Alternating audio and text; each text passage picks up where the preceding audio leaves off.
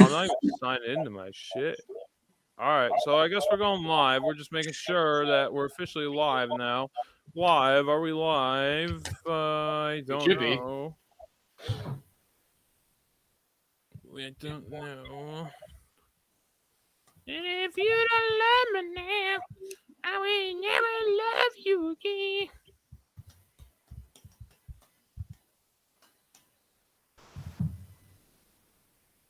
Then I still hear you saying, never deep to change. Oh, I should have done that a long time ago. Oh, no.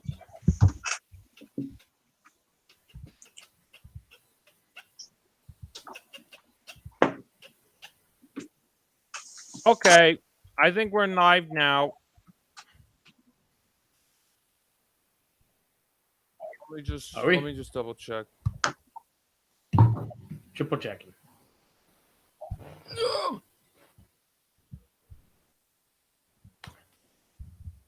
Yeah, we're live. I'm just gonna drink my coffee. All right, we're good. We're good enough. All right. 3, 2, 1. Welcome to BatYard's Finest, bringing you the finest of Batman and Superman, whatever else we want to talk about in pop culture. I am Josh from BatYard Productions. And I'm Matt. And I'm Tony. Hi, we're all here. Sorry we're an hour late. We had a few technical difficulties, but the show must go on regardless. We were going to be joined by brother JT, but he can't join us tonight because I guess he has a cold. So no JT for tonight, but maybe the next one. Before we get started, does anyone have like some brief BS they want to get into before we talk about the the main courses? I kind of have stuff from last podcast, but I can save it. No. Well, mention it now. Talk about the mention now. I kind of want to go back to when we're talking about the Batman Ninja and how we never really discussed about character designs and everything, but we kind of did, but not really all of them. But I want to bring out that the two characters I like the best design out of it was the Harley Quinn design, and probably the best one out of the two was the other one I'm going to mention is Catwoman. The Catwoman actually was not that bad. It was decently subtle. I think Bane was my favorite, but he wasn't in it enough because he looked like a straight up sumo wrestler. He was didn't really sumo wrestler, but like it didn't like I don't know. I didn't like the setup of the tubing they gave him for the setup for him. I liked what they're trying to do with it. Like I said previously, it had a good concept. It would have made a lot more sense if they're just originally from Japan instead of like adapting to their culture when they're from America. I know, Tony, you haven't seen this movie. Yeah. If you watch Japanese, the Japanese, is the dub pretty bad? Yeah. The English one was pretty painful. I didn't really enjoy it. We fucked it up. DC did good job redoing the script with the dubbed edition. Yeah. That's interesting.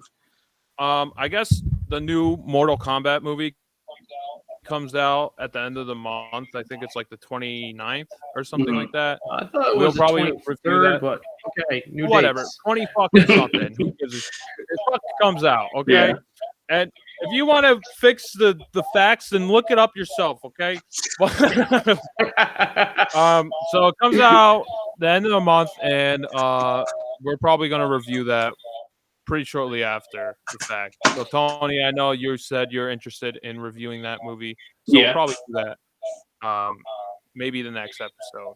Next week, we're going to take off. We're going to take off from this format. We're going to do a little interview. I don't want to really reveal it just yet, but that'll be next week's podcast. Okay, so let's get to the main event. Oh, I have some bullshit real quick though. Oh wait, okay, go. Did you? I don't know how much I can say without getting into like actual like spoiler stuff. But did you hear about like just all the Spider-Man stuff that happened? Kind of.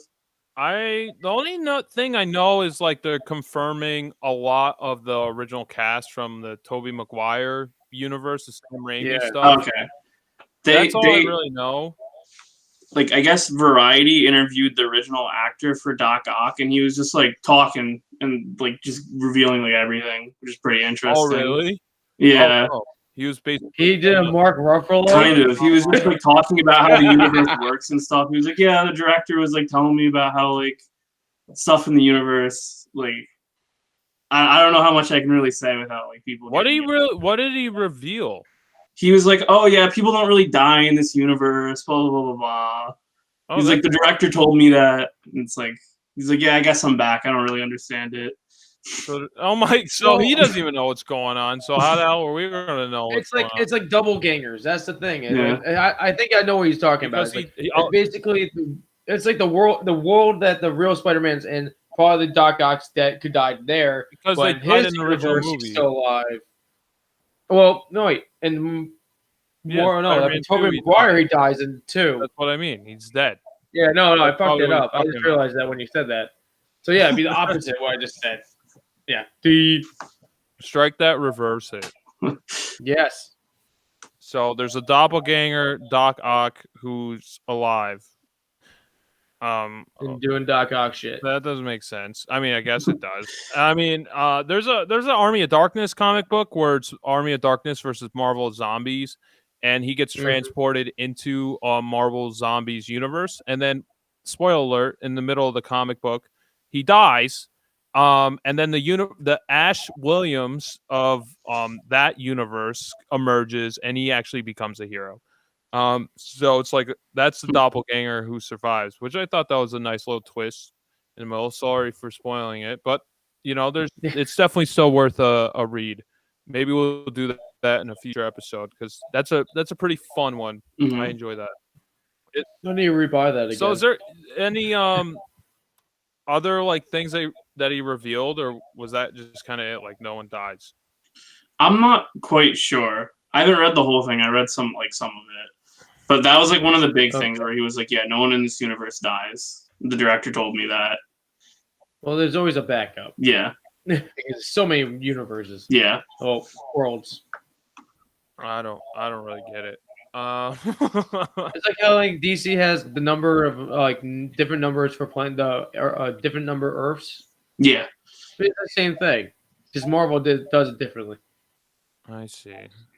So like someone dies on our planet, our Earth.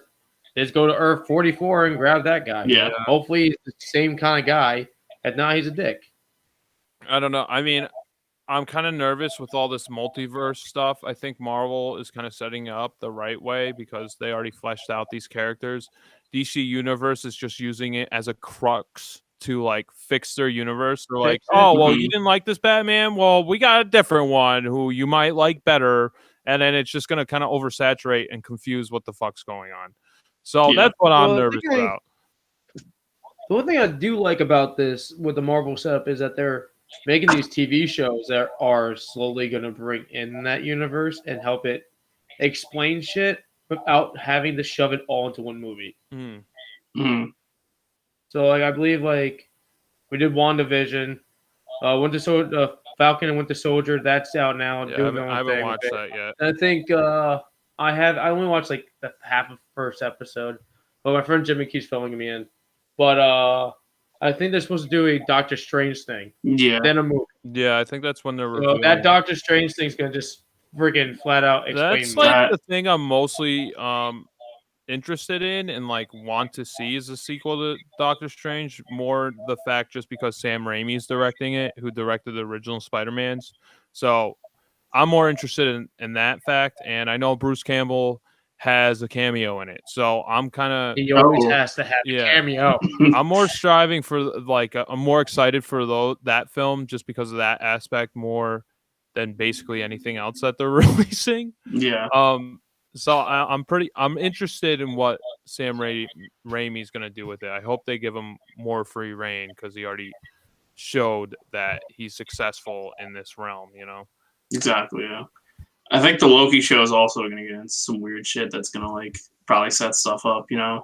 I don't Oh, know yeah, I if he's forgot. gonna do that much with that though, because he's his own little. It's his own little thing. He's just so. He's just.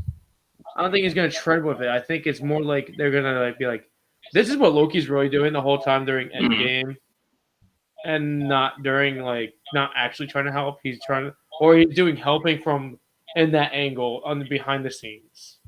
That's Mhm. why I think that's gonna go, Yeah. because a lot of these shows are taking place like a few days after or somewhat stuck in between. I think, but I think Loki's the in between one. Yeah, I don't know. So is there any other BSBS you guys want to get into before we get into the main event? Not really. Okay. Tony? I can't think of anything else. Okay. I have some stuff for we'll have to save it for a next episode just because we kind of started a little later, but that's okay.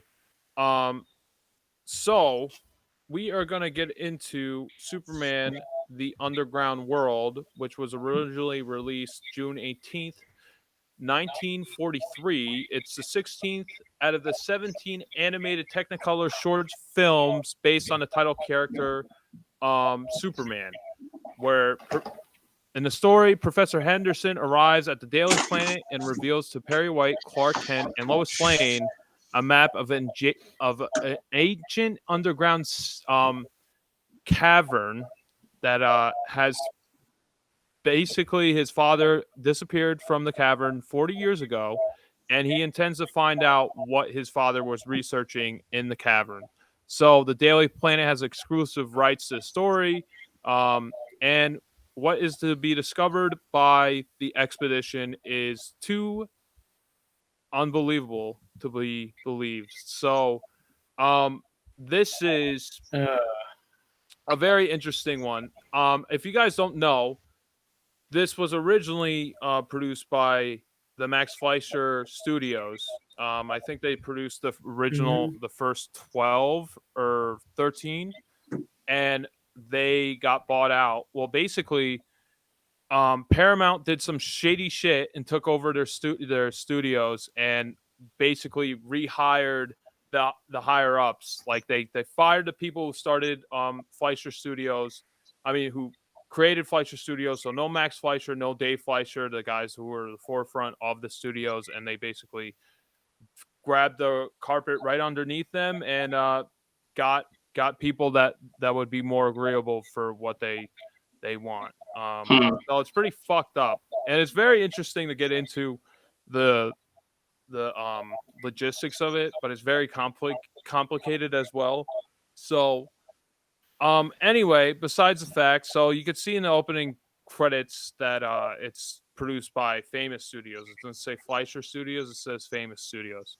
But regardless of that fact, this is one of my favorite out of the Superman. I mean I know it's yeah, The well newer batch. out of all of them, even though Fleischer Studios, this is like up there with Hmm. one of my favorites, probably like top 5.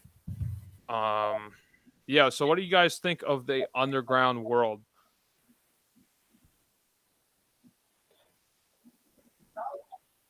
I kind of thought it was gonna be more like a boring episode for some reason, because it's like it was like it started off like kind of like slow with the guy like, oh yeah, we're doing the setup. Like, well, my father discovered this place. I thought it was gonna be like a more of a slow thing, and we're gonna end up discovering his father's remains, and Superman's not really gonna really show up. I think they're just gonna show, or he was gonna show up due to like and like a cave in due to the facts. Oh, I so wasn't like he would have been expecting to like find. outside of the action, and then like he has to like find his way within the Yeah, waves. I thought he was gonna be Okay. still loading up his boat, and then shit's gonna happen like a cave in. They're gonna find the guy's father's like remains or something, or journals and shit just laying around, and then like Superman saves them, but like them ending up finding the bird people changed like everything when that happened for me, because I was like, things are about to happen. I don't know if they're gonna be like gonna get like real, or like because there was a father there's a statue that was up there, was the father. I thought they're gonna notice the son and be like, or a freaking god or whatever Like a person C-3PO is kind of here. thing. Yeah, is here, and they're gonna try to like surround him, but like it went totally opposite. Mhm. So I was like more interested right when that happened. Yeah, this is pretty morbid. I mean, if you Oh when you yeah, find out the implications of what actually happened to his father back 40 years ago, his the statue looks exactly how he looked the day he left. So yeah. that should be some implication to what happened to him, especially when Lois Lane and Professor Henderson are hung over basically a vat of like molten lava and metal. I want. The thing is, like, if they did that, they wouldn't be like a full-on person. Wax is like a preservative. So I would say that'd be more of like a wax. They didn't really specify what it was. I think it was Well, I would assume it was a rock. I mean, yeah, I probably wouldn't show the facial features, but like, where are Mhm. they gonna get wax underground like that? Yeah, you never yeah. freaking know, man. So You Tony, never have you seen any of the Max Fleischer Superman shorts before, or was this your introduction? I don't really remember. It must have been a really long time ago. I feel like I've definitely watched them, but it's been a long time because I know that I've the intro like in the classic Yeah, it's intro. pretty iconic. Yeah. I've seen that a million times, but I don't really know if I remember an episode. I must have just been too young. So I think this would I would call this my introduction. Mhm. Still, So how do you feel after your first introduction of the Fleischer Supermans? Well, it's not even Fleischer, but it's just easier to say. They're all yeah, no, contained in the same universe. true. yeah, no, I liked it a lot. It was pretty cool. It was a very very action serial. Like it was cool. This one I really liked the adventure what's the word, like exploration setting. It felt like Indiana Jones. Like it felt like Yeah, Temple of Doom, that's I like was so getting good. those vibes. Yeah, I was definitely getting those vibes too. And Yeah, I especially like. like him like tracing his father's footsteps, like almost like the Last Crusade. Oh You know, yeah, but instead of Sean Connery being alive, he's dead. You know, which is way more morbid and yeah, actually kind of more creepy. Yeah. yeah. Oh geez. I also like seeing Clark Kent in like khakis and a tucked in shirt. I thought that was kind of funny. You know. No. Oh. He's like, yeah, It's he's like, funny. yeah, he's like in a like exploration Yeah, get up, and He's out of they his all element. are. I mean, they're going to be out in the field, and yeah, that's what I think is a little bit missing from recent renditions of like Superman and Clark Kent. Like he's an investigating reporter, so like he's yeah. going to find out the news and the information from actually being out there and being a detective, you know, actually researching and everything and like receiving the information as he goes along and progresses the story. So like you kind of find out what's going on with him like progressing into, you know, finding out more information as it goes along. And I Mhm. don't really see that from recent Superman like really anything. It's just kind of like he finds out from like Lois Lane or other reporters. I want him to get into action sometimes to get down and dirty and True. you Did know, you did you I find notice? that more Usually interesting. just I feel like did you notice yeah. that at the very end when they show the article, it only says Lois Lane's name on it. It doesn't say Clark's Yeah, name on it. yeah. He was just there as Well, like the yeah. muscle, basically, as backup, like the Yeah. help Lois Lane. He's like Well, Lois Lane's considered well, the better including reporter out of the two. well, to help you with that one, but like with that, Tony, like she was the only one in the That's cave. true. Yeah, Yeah, Clark would never went in the that's cave true. that she knew That's of. true. Yeah. So Superman yeah. just So showed that would have up. revealed That's that the, he was Superman if he wrote anything about Yeah. it, because he wasn't even there. Lois up here. I Yeah. think Superman's here too. The guy got I love it. how they set up like the dynamite and everything, like in the beginning, like, oh, that's dynamite, don't touch that. And like Superman Yeah. actually uses the dynamite for his benefit to basically cave in the city of these like bird god like people. They're like almost like Egyptian gods, but I was trying to figure out like they're obviously in I think they're in North America still. Well, it's definitely doesn't look like Egypt. They were- So Mhm. No, it's it was definitely more. more North America, but they don't really Look, state it. just like the terrain doesn't look anything like The that. terrain looks like a Africa. more like north Northeastern, setup of like yeah. America Mhm. up to like Canada style area. Yeah, But it like looks like very heavy with the pine. I Wait, I still can't get over every time I watch these when Clark just says out loud in a way to himself, "This looks like a job for Superman." yeah, it's And awesome. goes over I and does love his that. thing. It's so I great. can So never get iconic. over it, so I laugh. I love Yeah. hearing him say it. Whenever, Yes. whenever he says it, like he transitions too. He transitions from character. Like he starts out like a Yeah. high pitch, like a higher octave, like Clark Kent, and then he goes into This looks like Superman. a job for You know, Superman. I love like it's just like literally like you feel the character change within just that one line. You know, like Mhm. it's like he's a totally different person at that point. You know, No, like he reveals definitely. like the almighty, the all powerful hero, and I love that. And I like how he struggles more in these serials. I know I discussed that before. Like he's Oh getting god, with the bombarded bird with fight. all the birds like on top of him. He's just taking his first flight, and he just gets pounded to the Mhm. ground. And like Does he it's just- kill a bird in that one? He might. I don't. It's Because very I saw him move. ambiguous. I There's a don't know. bird on the floor. He ends up like flipping one over, gets up, dodges a spear, and stabs it where the bird was laying. Yeah. Oh, So yeah. I don't know if he stabs that the thing's bird fucking guy. dead. I mean, the dad died. don't The hear a bird, noise the bird's of probably death, dead but you- too. You know? Yeah.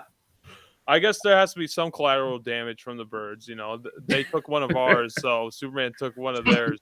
I think he just took more than just one with the explosion. Yeah. We don't know yeah, if they have any other exits or definitely, like, entrances. half of that flock died right there. You know, Yeah. they just like exploded with rock and debris and This is- fire into their faces. He destroyed an entire So- species. The leader is probably just like after that just happened. The leader's just like, this is the second time interacting with other people that's not us.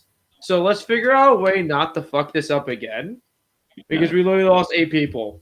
Let's figure out a new plan, new strategy. Let's talk to people instead of hog tying, and let's drop them in our bed, whatever. I mean, No, this is probably their first introduction to humans. Obviously, the father with the first expedition.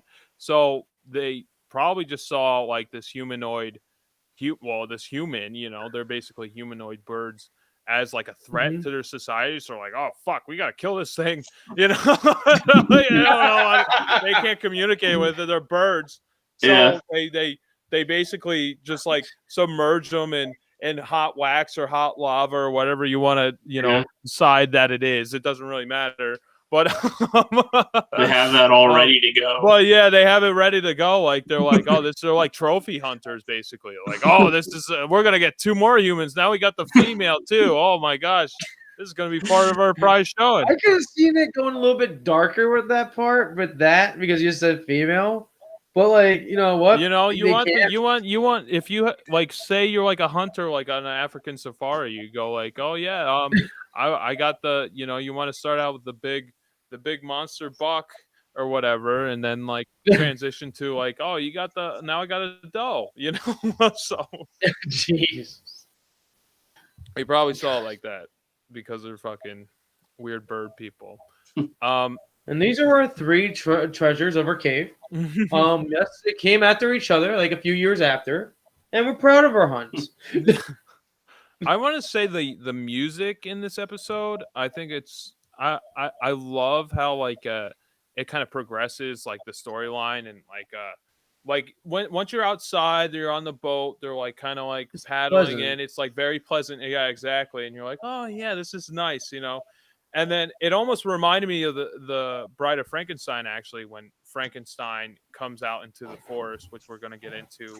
And it's very like green and lush, and the music's very nice. Like it almost reminded me of that. And then it like becomes like a flip of juxtaposition. Like it becomes like the music becomes more fast paced. Like things are out there to harm both characters in both storylines. And once the birds are like doing their dance ritual, they're doing like the drums, and it's like picking up. It's like dun, dun, dun, dun, dun, dun, dun, dun, dun, dun, dun. It's like it's really cool. I thought the music was super effective throughout the story. I think it was. I enjoyed the animation. Yeah, the animation was amazing For that dance Oh, sequence. It looked so trippy and weird. It was just nice. It looked great.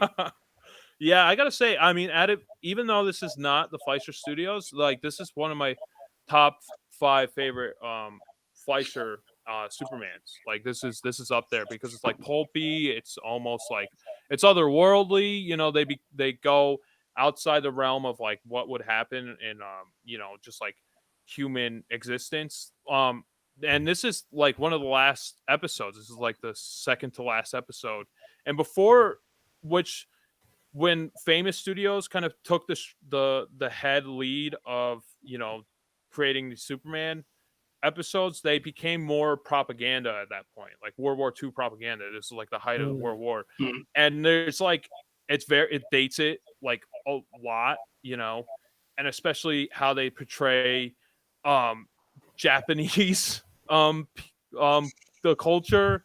It's not very forgiving. I don't really blame Superman for that. I just Right. blame the head of the studio, like how they just like transitioned, because they started out with basically these kind of storylines, like very pulpy, very action packed, like noir, like kind of basically like discovering throughout each serial, and then it becomes just World War II propaganda, and then that's when it gets a lot less interesting. You're like, oh no. So yeah, I'm glad they went kind of back to their roots. At least, I mean, I know this is like one of the last episodes, so I'm glad they went back to that kind of style instead of more World War II propaganda, because it seemed like, I guess, even they were getting sick of it. And this was like still the height of the war. This was World War. I mean, this was 1943, so like 2 years after America. Well, a year or two after America got into the war. So yeah, yeah. It's more timeless when they don't focus on the war. So yeah. So do you guys have any final thoughts or things you want to bring up about the underground world?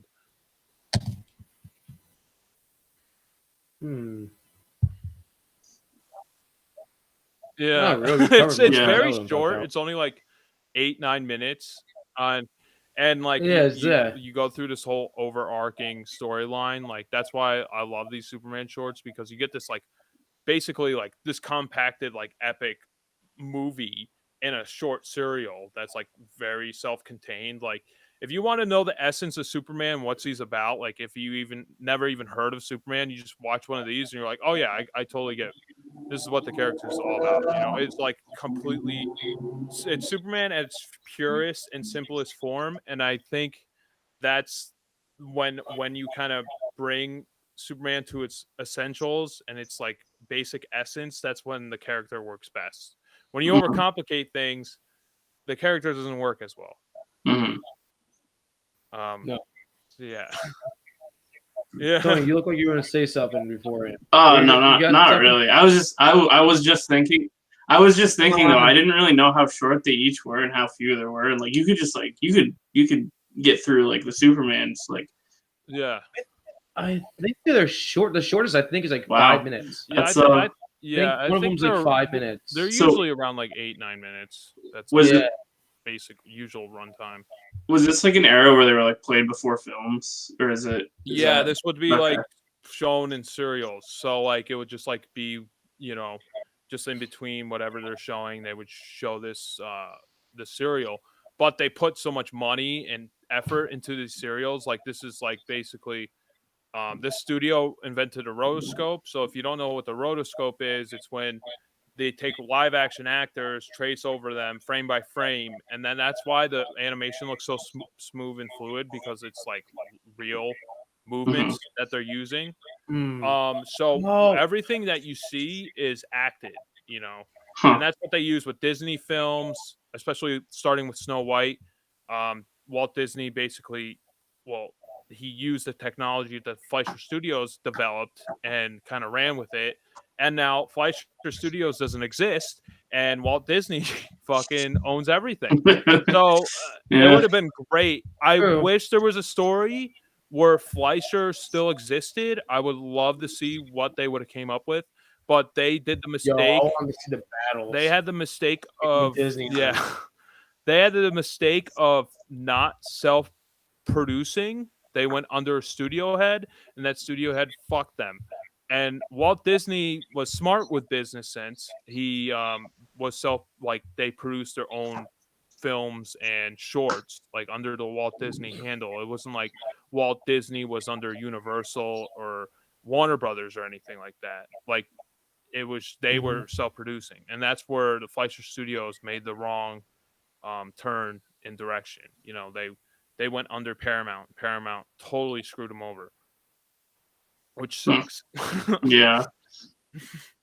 But this is like I said, this is one of the later ones. This is after the Fleischers, and I think this is like one of my top 5. It's like oozes atmosphere, and I know I say this about every single one, but like literally, I would just take a frame or a background, and I would just hang on my wall. That would be like a freaking art piece. Like I would just have that. I'm like, I would amazing. love to have the dancing freaking people. Yeah, Thing. even like when like they're like just out in the boats and they're like kind of like showing their like silhouettes of like them paddling with the pines and the mountains in the background. I was like, ooh, like I almost felt like I was there, you know, like I almost can like touch, like it's very tangible, like each set and setting, like I feel like it's very lifelike, and that's what I really love about these serials. I can't express how much I love these enough because they're that awesome. No, every time we talk about one of these, you just fall. And Yeah, well, I don't want to. everything Well, of it. if we talk about one of the other ones that are not as good, you know, the animation. I still feel like you're The saying it'd be amazing. animation is always you'll top find a notch. way. It kind of like slightly differentiates with the studio change. It's maybe not as good. But it's like so No, slight. I can tell by the quality of the drawings. There's a slight difference when they used to still run it. Yeah. Back in the earlier days, very, like, it's not. It's very it's a little bit more or less clear than it was beforehand. Or about the video, the one I watched, maybe the quality wasn't that good. I felt like it just didn't feel like it had the Christmas. I don't think it had Christmas either. It didn't have enough Christmas in it. No, it didn't have the crispness of the other one. I know. I keep saying it fucked up, right? It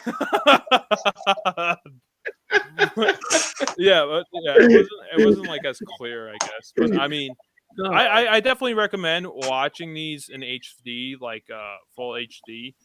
I found a compilation on YouTube where it grabbed all the shorts and put them together, and if you watch these all the way through, it's like the length of a full feature film, like 2 hours, just like a little 2 hours and change for 18 episodes.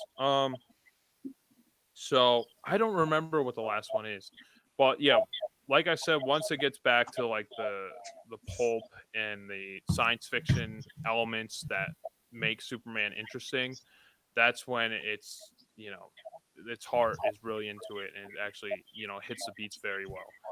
There are, like I said, with the World War II propaganda stuff, it's very dated, and it almost gives you a bad taste in your mouth. Not so much where you're like, oh, this is terrible, but it's definitely a part of American history, and it reflects on how people viewed the world at that point, which it's I mean, it's a good thing to know how people felt, but I just kind of wish, I think Superman is the wrong character to show those parallels, and they did that with Man of Steel too. They had 9/11 parallels, which is not what you should do with Superman.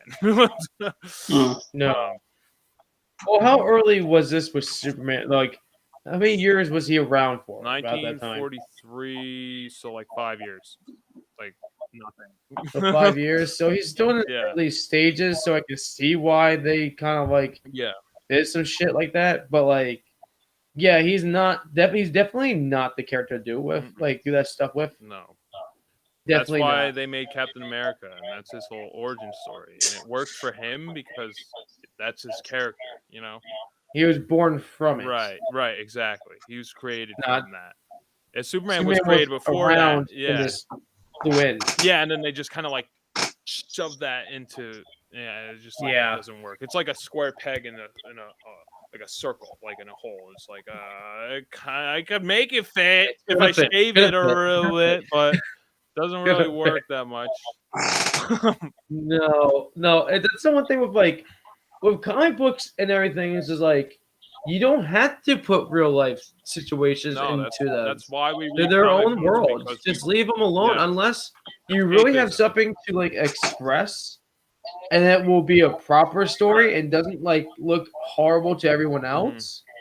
Don't touch it. Mhm. Just leave it as is, and just let the world flood with whatever imagination that you have or whoever inspired you.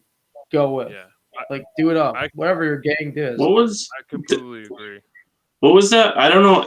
Something you said about, but I'm trying to remember. Christmas?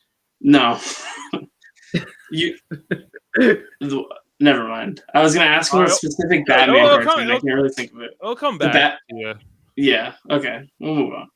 It'll be during the main segment. What was Yeah. That'd be the so worst. like I totally agree with what you said, Matt. Like if you have a specific reason to use the storyline with this character and it actually like showcases, its benefits to story and what's going on, then totally use them. Because like in a perfect scenario, I mean, the best example I could think of like Superman, like with real world problems and like basically showcasing like the effects of real war stuff, real world issues, is Superman Red Sun, the comic book, where they go through each decade, progressing from like basically from the start of the McCarthy era going all the way to like the 1990s kind of era. But what this is in this version, instead of Superman landing in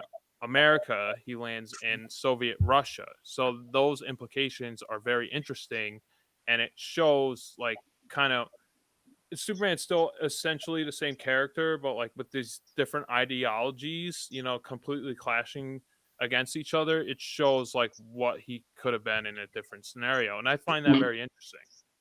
And that's how it works. That's where it could work, and it did work. So, if I was gonna, and you got the animated movie that came out, changed a little bit things, but it's still kind of. The animated movie's fine. The Red Sun compared to the comic book, the comic book is so much better. It's like 10 times better. The animated movie's fine if you never read the comic book. You'll go like, yeah, this is kind of neat, but it's nothing great. The comic book's great. They changed Superman and a lot of the backstory a little bit more in that. It's not nearly as good. I would give the animated movie maybe like a 5 or 6. Like it maybe it's like it's fine. It's a little above average. But yeah, if I was gonna rate this short, I'd give it like a 9 or 10. Like this is like one of my favorites. So it's like in between there.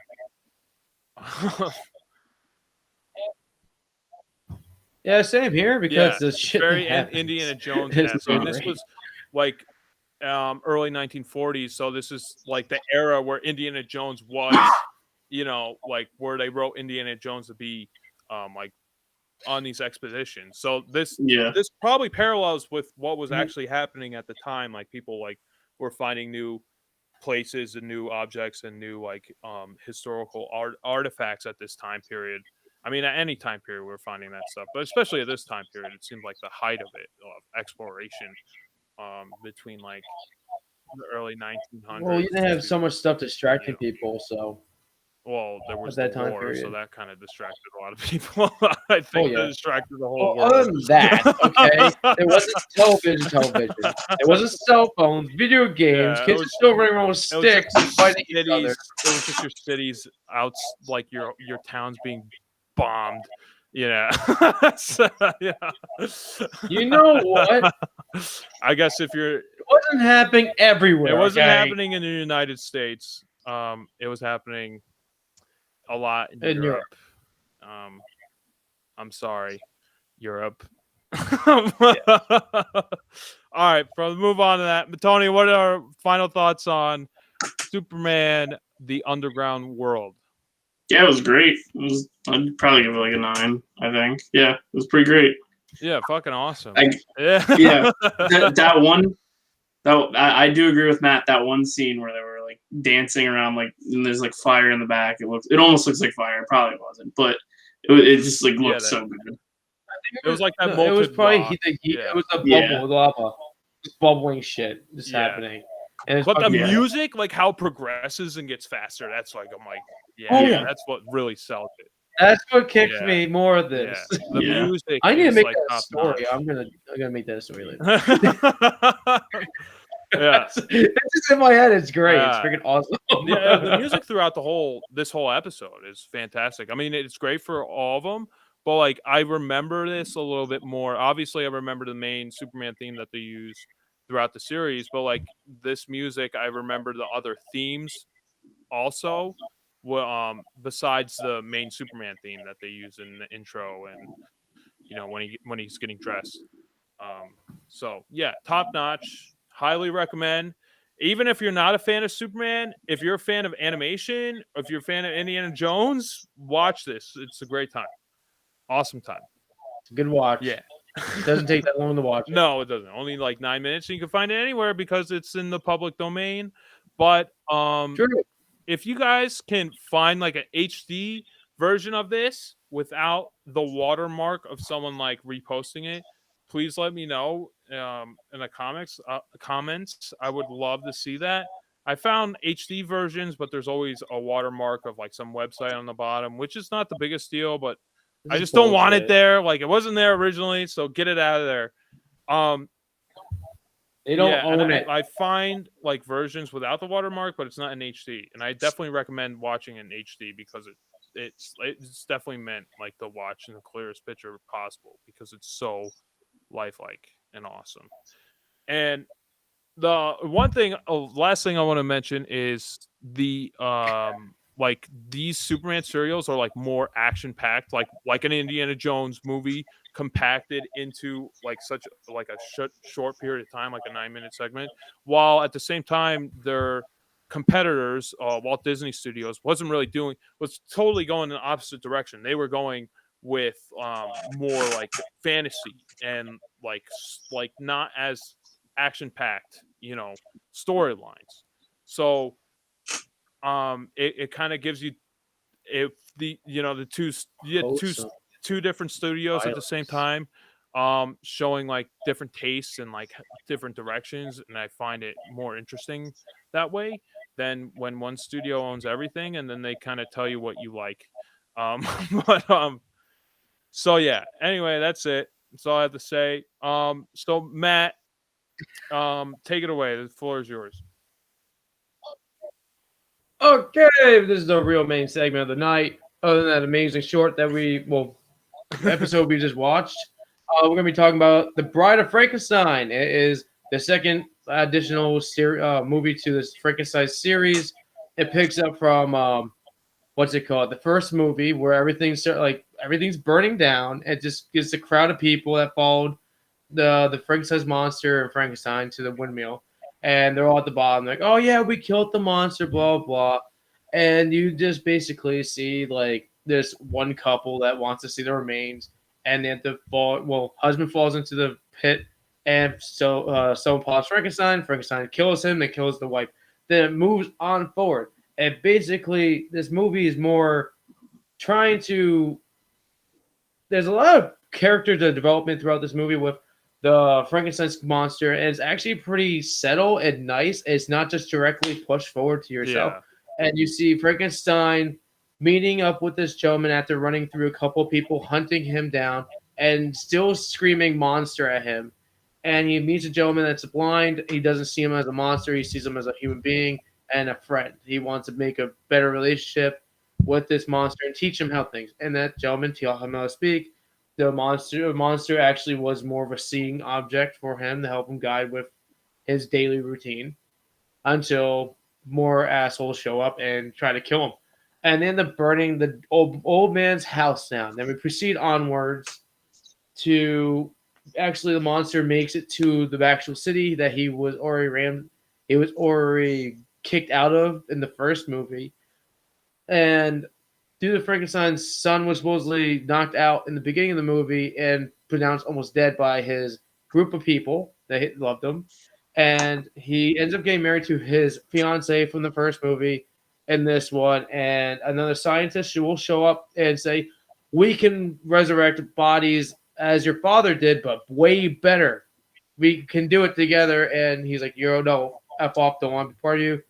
Frankenstein ends up finding him and gets arrested and breaks out and ends up stealing his fiance and holding with the other scientists, stealing the fiance and holding it against Frankenstein's son to help the other scientists in the movie resurrect another corpse.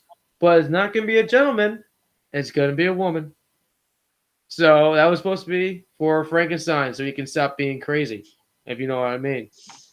And we proceed onwards. Frankenstein believes, sees how everything being built up. They're still holding the fiance hostage. Frankenstein sees that when they reanimate the bride, she doesn't like him. She still sees him as a monster. He realizes he would never find love in this world and says, "I'm going to just destroy everything in this lab so nothing can happen." He ends up making a major decision, destroys the lab by blowing it up, by flicking a switch. But he lets the Frankenstein's son leave without being harmed because it wasn't to his doing. They made him do it. So he blows up the tower, Frankenstein's castle, and all that shit, and killing everybody that's still left in it. That was the bride, henchmen, other scientists, and Frankenstein. And I'm kind of actually pissed off at that ending because I actually enjoyed the development of Frankenstein. Yeah. Yeah. Well, before we continue on, there's just two things I want to correct you on. That's not the son of Yes. Frankenstein. That's just Frankenstein. It's the same Oh. scientist from the first movie. I thought they said the son. No, it's the same. It's So the the son. same. It's the same scientist from the first movie. Ah. But that's just I heard just a minor son in my thing. You're probably trailer. thinking of like Frankenstein as his son, maybe. I don't know. Or you're thinking of probably. You know what you're probably thinking of is freaking not Son of Frankenstein. What's the Mel Brooks Young movie? Frankenstein. Young Frankenstein. Young That's Yep. he's the son in that The movie, son. and they're very close and parallel. Like they obviously have the same plot points and stuff because it's a parody of that film. Actually, a parody of both films, kind of combined it. But no, that's just Frankenstein. I don't think they get married. Frankenstein. No, I know they're discussing the marriage, the wedding. That's what like throughout the whole first film they're discussing about getting married. And meanwhile, Frankenstein, instead of preparing his vows, he's preparing a monster. So this was like a that's the best way to get married. Yeah. You're gonna just do it up. Fuck kids, There's monster. some metaphor there for something. But I don't think they get married in this. I mean, I don't think because I think it's since the progression of like the monster being freed and Frankenstein, Dr. Frankenstein, he was bedridden in the beginning of the film. Like they find him after the burnt windmill. So I don't think he really had a time or opportunity to get married.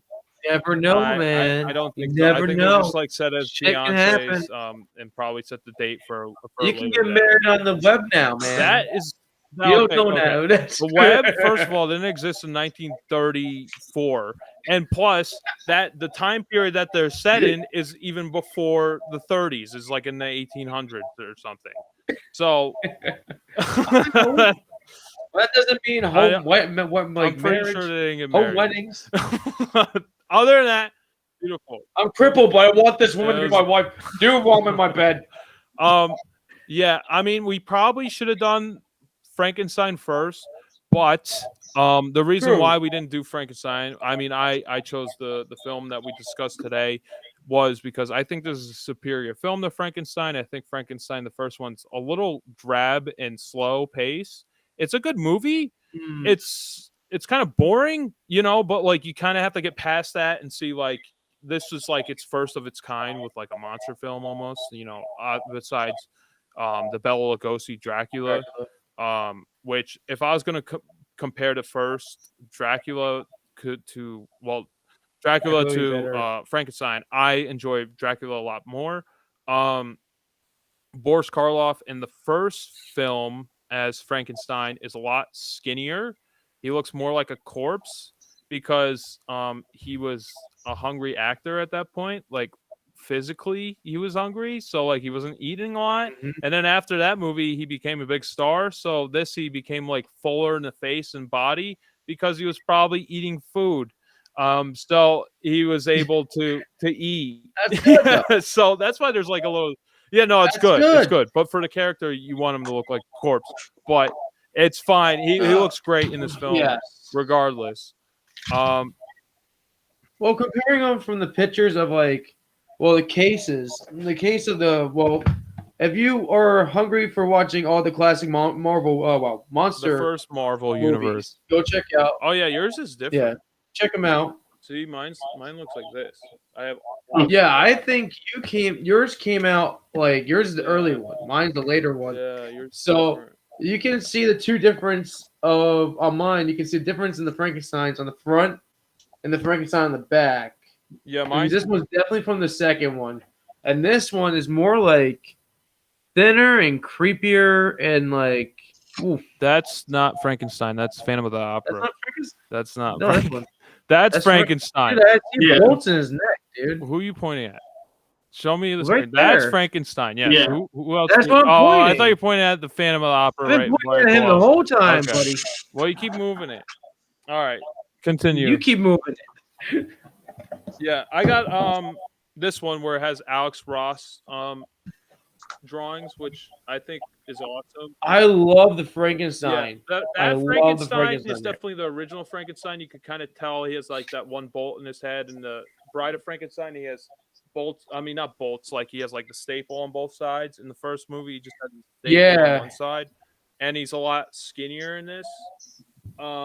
He's like a skinnier Frankenstein like he was in the first film. But that's an artist rendition, and Alex Ross is master, so he knows what he's doing. So Tony, you've seen this movie before, right? No.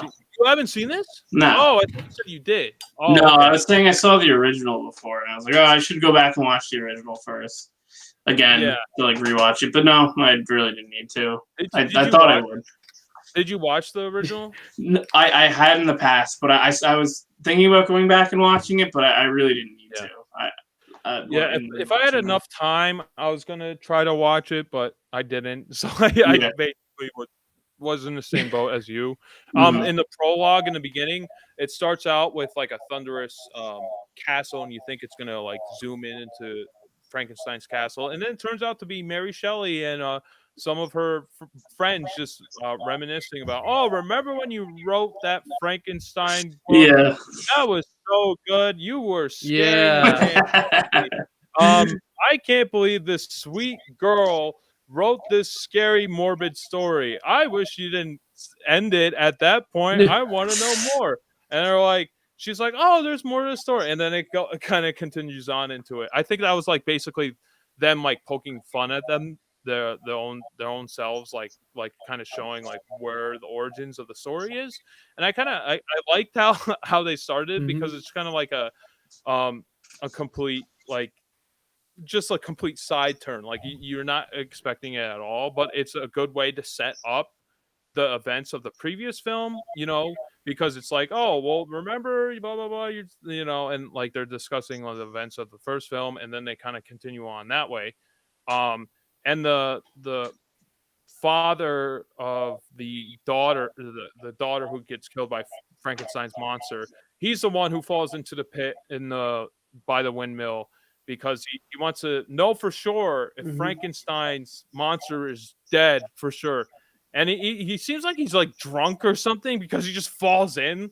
Like he's like, I'm gonna find him, and then he just like basically like breaks his legs into this this waterway. And then that's when you get the coolest, like these awesome shots of Boris Karloff's Frankenstein monster like emerging from the dark, like within these like water depths, and he just starts choking he starts choking the father of the daughter of the girl he killed. Father and just drowning. And him. then the wife is like freaking out because he fell in, and then she thinks she's helping Frankenstein, her husband out, and she's helping instead she's helping Frankenstein's monster out, and then she freaks out, and then he just throws her in, and then it cuts to a shot of a dummy.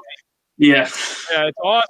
It's hilarious. It doesn't look it's hilarious. funny, and it almost seems like it's set up like for the comedic timing. I think like this was directed by James Wales. I'm pretty sure. That's his name. James Wales. James Wales. Yeah, so he directed the original Frankenstein and The Invisible Man. The Invisible Man is great too. We'll have to discuss that in a future episode. But yeah, we have to watch the remake. I'm actually interested in the remake. I want to see that at some point. But what was I going to say? So like a lot of the same actors from Frankenstein return for this film. We got the same original scientist, Henry Frankenstein, not Victor. Henry Frankenstein. I was trying to look into it. I'm like, I know it's Victor in most renditions of the story. I don't know why they changed it to Henry. In the book, it's Victor, and everything else, it's Victor. And this, it's Henry. I don't really know why, but they decided to go with Henry. Be different. Yeah, and I have to say the what's that character? I think her name is Minnie. Yeah. She is super annoying. I don't really like her. Yep. What? Are you talking about the help? She is. Yeah, she's put. Yeah, the hired help. Like she's like the help. She's like that was the best fire. Best fire I've seen in years. That was a great, good fire. That's a fire for the audience.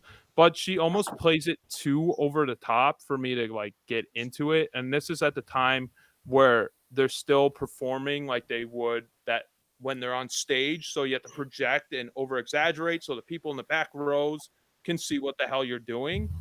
But with cameras, you get right close to the actor. You know exactly what they're doing. You can be as subtle as possible. And Una O'Connor is the actress's name, and she was in Invisible Man, and she's my least favorite part of that movie as well. Okay. She's definitely downplayed more in this version than in this movie than Invisible Man.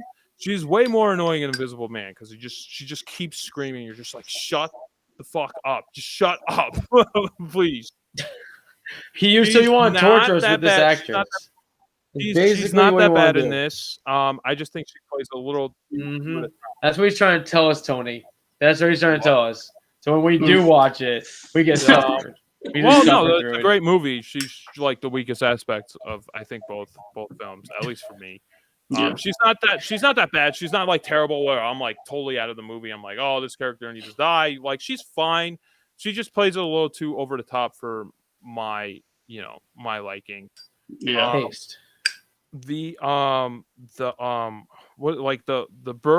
Burgomaster. He's like the officer. Oh, that guy.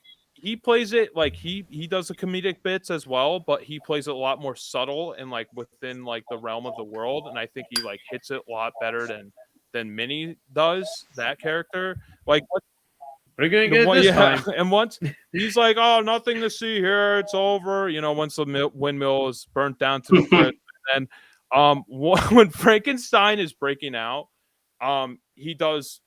Well, I guess you could tell that this movie inspired so many other movies because, like, when I was watching, I was like thinking of like other movies while I was watching. I'm like, oh, so that's where they got it from. Like when he's ripping the chains out of the walls, I was thinking directly that's the Goonies right there when Sloth is ripping the chains out of the walls.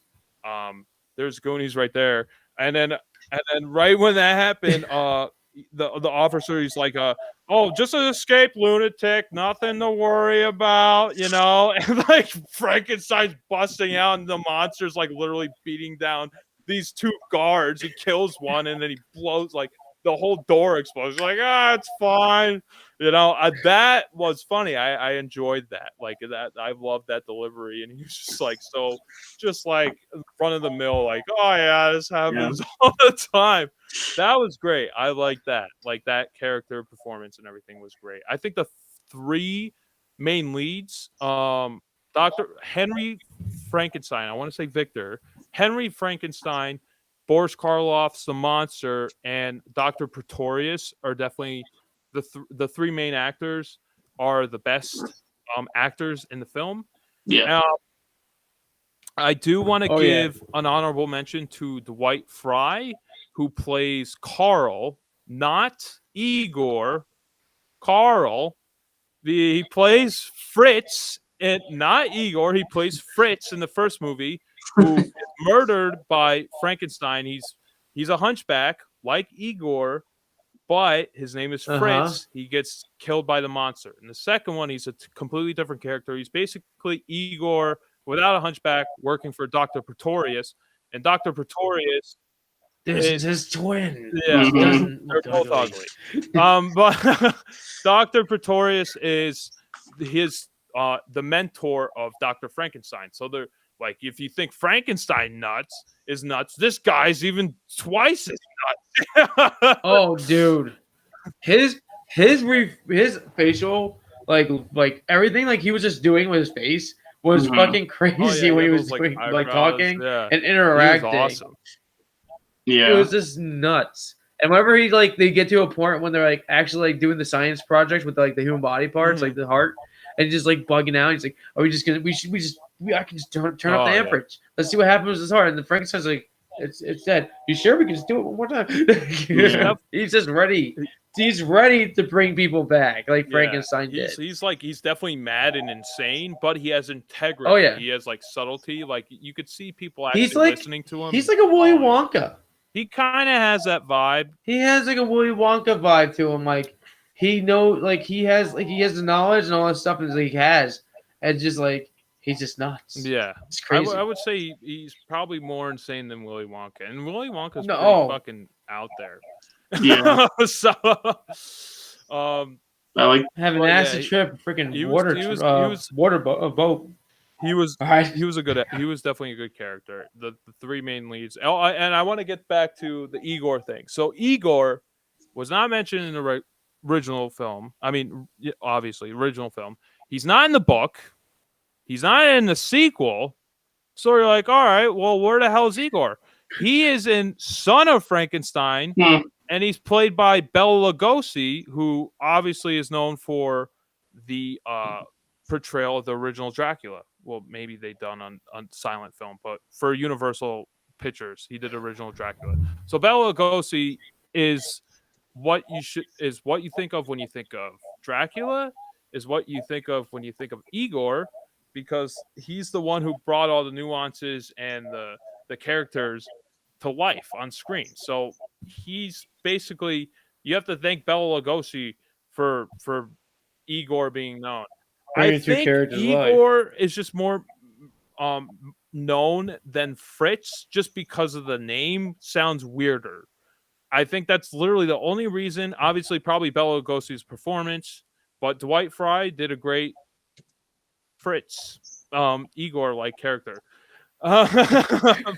It's like it sounds difficult for you to say Igor, right now. Like there's like you want to say Igor because that's the first thing you say. That's the first thing you think of. But you have to kind of like think about it, and then you're like, once you go down the line, it literally the third movie is the character we know, which is crazy. That never happens. Like you never get like a well-known character from the third movie. It's always like something else. Yeah. So that's funny. It's almost like has the Jason Voorhees effect, where he becomes the well-known iconic character in the third movie as well, with the hockey mask and everything.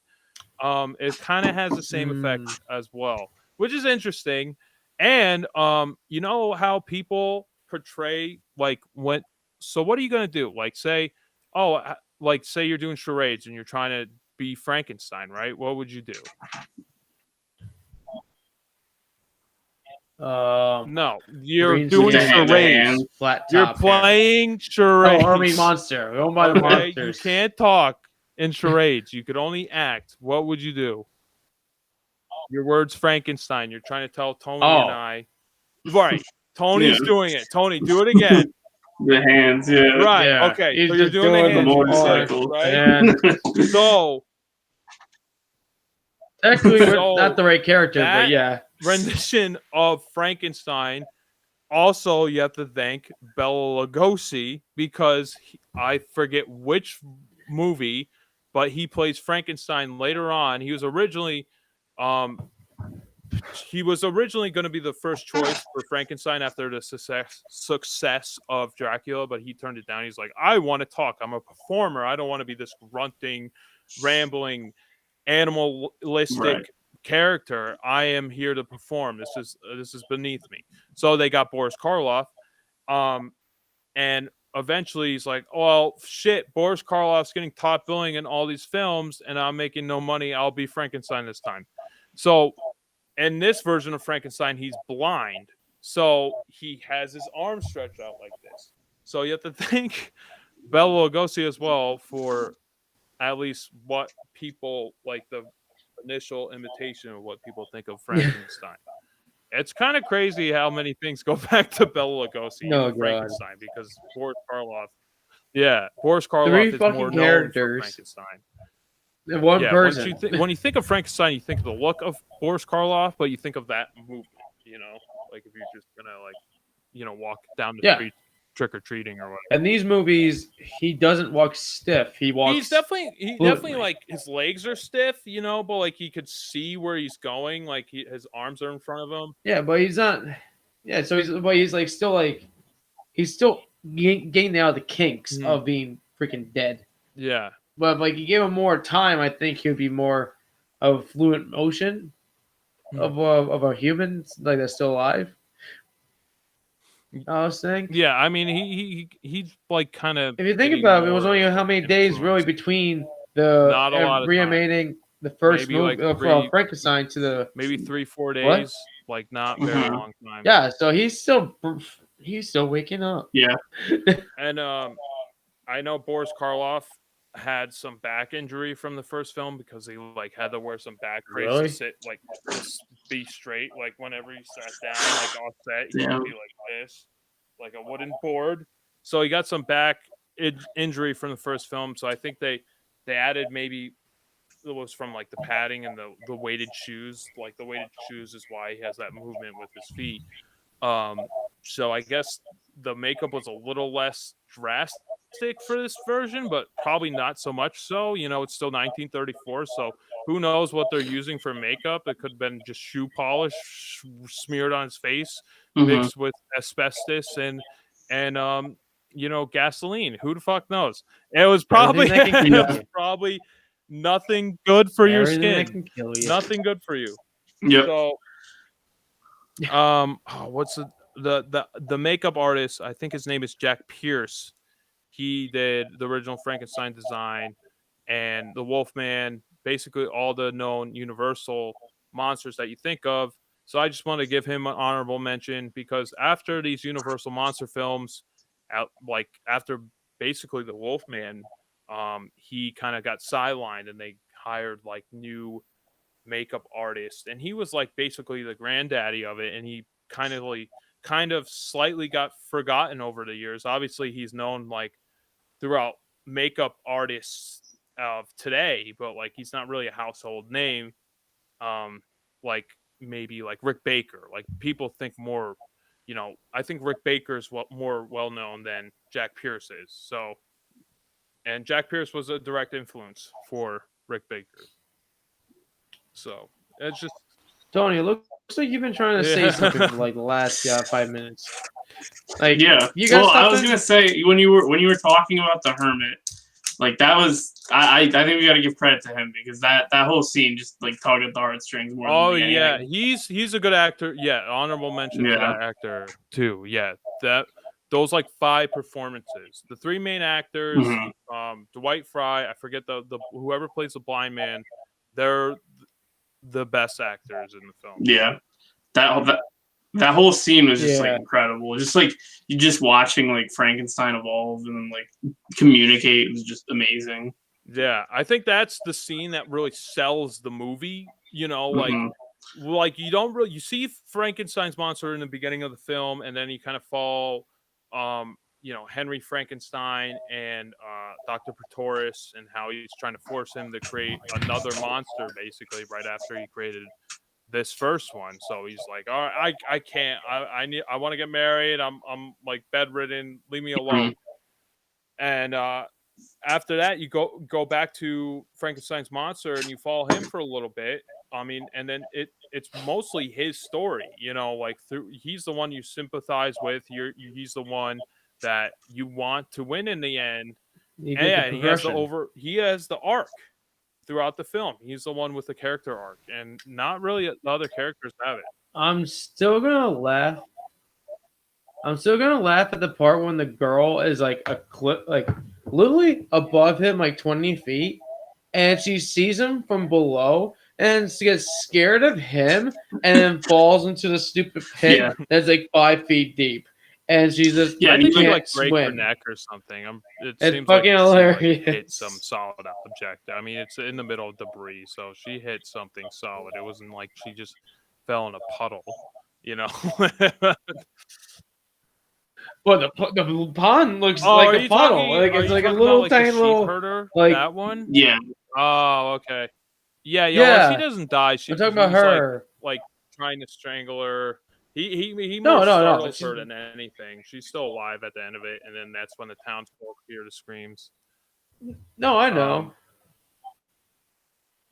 But it's just funny just seeing her. Yeah, She's above him, and she fucking falls and lands in this water. And the goat's looking down at her like, "What happened to you?" And I Yeah. love Like, what the that set hell? when he first emerges into the forest. You could obviously tell it's a set, but like it works so well Oh, with yeah. this film. Like it's very lush and beautiful. Like all the trees are really green. And it's full of life, and you could see Frankenstein trying to connect. Well, the monster trying to connect the dots and trying to communicate with people, but he hasn't fully learned how to communicate with anyone until, like Tony was saying, until he meets the hermit, the blind man, who's been out in the woods for how many years Oh. without any human interaction, and this is the first person who stumbles upon his house. And I find it funny, like they're connecting. He's teaching him how to smoke. Yeah. It's like it's very comedic, but it works. And he's teaching him how to speak at the same time. Yeah, His grabbing things is and pretty I think funny too. that's He was like, right. "This is bread. Yeah. Ah, this is water." And Good he comes friend, with not one of mine. yes, it's pretty funny. And then like this whole Wine. the whole time Just dribbling wine. he hasn't had any really human interaction, and then all of a sudden these two hunters are like, oh, do you have some place, I forget what, like, can you tell us like how to get back to town or something? So like there's literally a human interaction Yeah. twice in one day where he has like years apart from each other, but Oh, you that's could argue that they're looking for the monster, so it's like fine, they would be in the same area. I just thought it was a little funny. Oh, I didn't even think of that. That's interesting. Yeah. And then immediately they're like, "Oh, that's the monster," and like the blind man's like, "I don't know what's going on," because he can't see, he just accepts him for being, another human being. And then they fucking burn down his house. It's terrible. Like, this guy is blind. He hasn't had any human interaction. The first friend he gets probably in like over a decade, he loses his house, and then you don't know what happens to him. He's probably dead. That's what happens when you fuck out trying to be nice. They drag him away. Everything and they goes said, downhill. "Oh, Frankenstein's monster must have created him or something." Or either Frankenstein must have. I thought they said that he was like, "Oh, he must have been created by Frankenstein." Oh, about the hermit? That's what I thought. That's what I thought I heard. Something like that. Maybe I'll have to check I don't think I heard that. I haven't. They said something like that. Like it must. I don't really remember the exact line, but I remember there being a line like that. I'll have to check it out. I have to rewind it. I thought they said I thought they said we have to get you out of here. Yeah, that's Frankenstein's That's monster. what I remember it as, like them like trying to get him out, and then they burn his house down. And he has no idea what Frankenstein's monster is because he's just in the woods. And it's harsh to call him a hermit when he's blind. He can't go anywhere because he's gonna get lost. So I want to go back to Dr. Pretorius. The actor is Ernest Thesiger. He kind of he reminded me of Ian McDiarmid's Emperor Palpatine. Basically, how much he was like reveling in how much like how evil he is and like how he does like all it's like for his own individual personal gains, like his needs, like and it almost seemed like he was just reveling in like how evil he is, and he just loves to be evil just because it feels great. And like I was almost getting that, and then once while I was thinking of that, I was like looking at once Frankenstein meets Dr. Pretorius, it's like basically like a Darth Vader situation, like the Emperor overseeing the monster underneath him, so like he's kind of like controlling him in that way. So I was like kind of getting like those like Star Wars parallels, and you want some wine, you want some bread. And I know George Lucas is a fan of these horror films, at least the Hammer films where Dracula is played by Christopher Lee, because Christopher Lee, Count Dracula, he plays Count Dooku in the in episode 2, and also they have Peter Cushing, he plays what's his name, the guy who tries Van Helsing. He plays Van Helsing in the original films, and he plays what the hell is his name? CGI face. He I know what you're saying. I don't remember. He plays that admiral or whatever from It's a trap. No, he's like one of the like from the Empire. He's in episode 1. He's like he's the guy who Princess Leia claims that he's holding Vader's leash in A New Hope. Yeah. Peter Cushing's character. Okay. All right, you're not gonna help me. All right, thank you. I'm looking it up. I need to know. I don't. Grand Moff Tarkin. Grand Moff Tarkin. Tarkin. Thank you, Tony. So, my point is that George Lucas is a fan of these horror films, and he expresses like you could see the underlinings throughout his progression within the Star Wars film. So it's a neat little parallel there. And obviously Frankenstein is a direct inspiration for the Hulk. You could see direct comparisons. I felt a lot of Hulk moments throughout this. He's isolated, he's a monster, people see him as a freak, he's angry at himself, he's angry at the world. When he's drinking, he's technically Banner's monster. When he's drinking at the pond, he sees his reflection, he hates himself, he's like, I hate this, I don't want to look at myself. And I felt like that's how the Hulk sees himself. He's angry at himself, he's angry at the world, so he wants to unleash his wrath on everyone. So obviously you could tell it's like Hulk is basically Frankenstein meets Dr. Jekyll and Mr. Hyde, and just put those characters together, and that's the Hulk. Right, that makes sense. Yeah. So you could see a lot of films have been inspired by this. A lot of characters and a lot of films have been inspired by these movies. Right. I want to talk real quick, like the way that like the sets in this movie were just like actually like so amazing, beautiful. Mm-hmm. It screams atmosphere. Yeah, like with the castle stuff. Like where did they actually go to castles? That were still struck. Those are all structures safe. None of those, or were they built? Locations. The whole movie's like a set basically. It seems like more theatrical, like it's almost like it's a big play almost, and this is like at the infancy of the play. Well, I can tell by the backgrounds like that. I can see the backgrounds of the play because they had the smoke one and the smoke background one at the beginning, the forest with the setting in the background. That's all painted. Like a lot of it I can tell the backgrounds, but like when you get into like the castle stuff Mhm. or inside actual buildings, it looks like it's like an actual real structure, not Yeah, a set. they're definitely all sets. I don't think they go to anywhere on location. Um, it was like all filmed in Universal Hollywood backlot. Okay. The whole film. Wait, go ahead, Partic- Tony. Particularly, I think the one scene that I don't know why it like really stuck out to me is when they did catch Frankenstein like the one time, and they had him like chained up in the room, Mm-hmm. and it's like a large, like very tall room, and there's like the window in the back, and like all the village people are like looking at Frankenstein, like while it's like Yeah, zoomed out. see Minnie again.